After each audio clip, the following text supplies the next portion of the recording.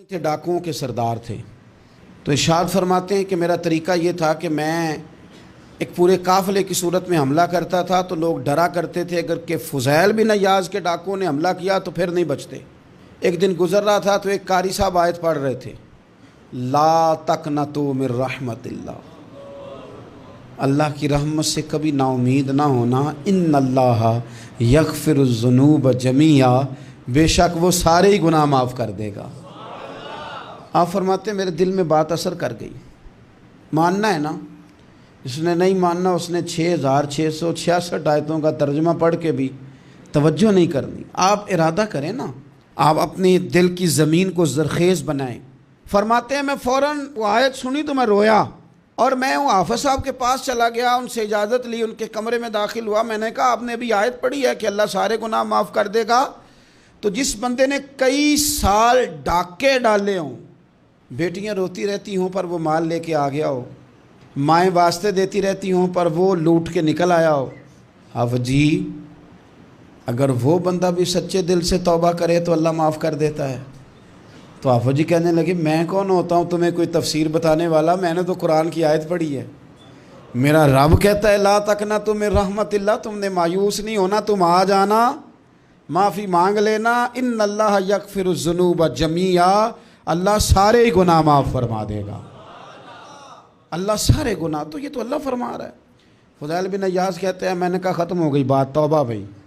واپس آیا تو وہ میرے ساتھ جو تھے نا ان سے میں نے کہا سردار نیا تلاش کر لو بھائی۔ اب ارادے بدل گئے، پروگرام کچھ اور ہو گیا۔ اب تو لوگ ہمیں تانے دیں گے، اب تو لوگ باتیں کریں گے کہ اوتھے کی لین جانا ہے۔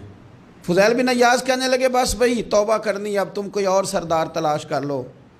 اور اوپر سے نہیں کہا، توبہ کی تقریریں نہیں کی، دوسروں کو میسج نہیں بھیجے، اور لیکچر نہیں جھاڑے، رو کے کہا، درد سے کہا، دل سے کہا۔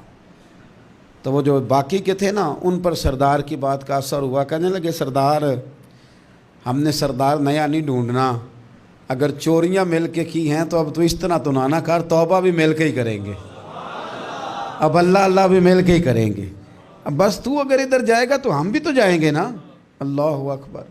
فضیل بن عیاض کہتے ہیں ظاہر ہے مال لوٹا کرتے تھے، میں نے مسئلہ پوچھا علماء سے تو انہوں نے بتایا کہ یہ تو حقوق العباد کا مسئلہ ہے، جو لوٹا ہے وہ تو واپس کرنا ہی پڑے گا۔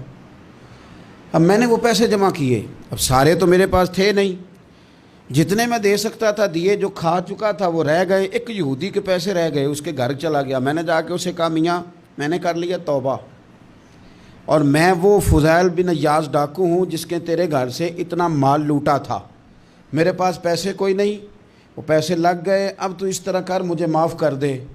وہ کہنے لگا نا جناب، یہ بھی کبھی کبھی ہوتا ہے، لوگ نا شرافت کو بزدلی سمجھ لیتے ہیں۔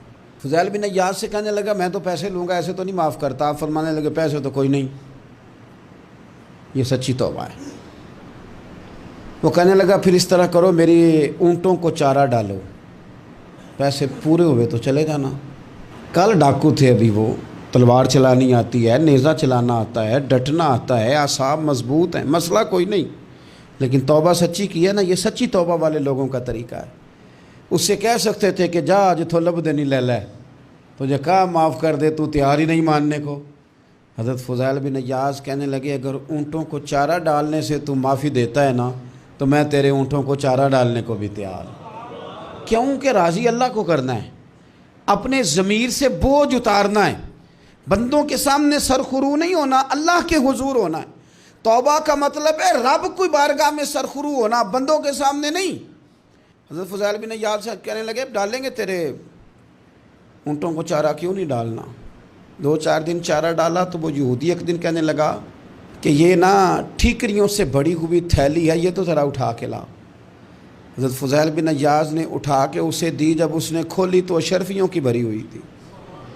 تو آپ فرمانے لگے تو کہتا ٹھیکریاں اٹھا کے لا۔ کہنے لگا میں تورات بڑی پڑھتا ہوں، عالم ہوں، میں نے تورات میں پڑھا تھا کہ مسلمان جب سچی توبہ کر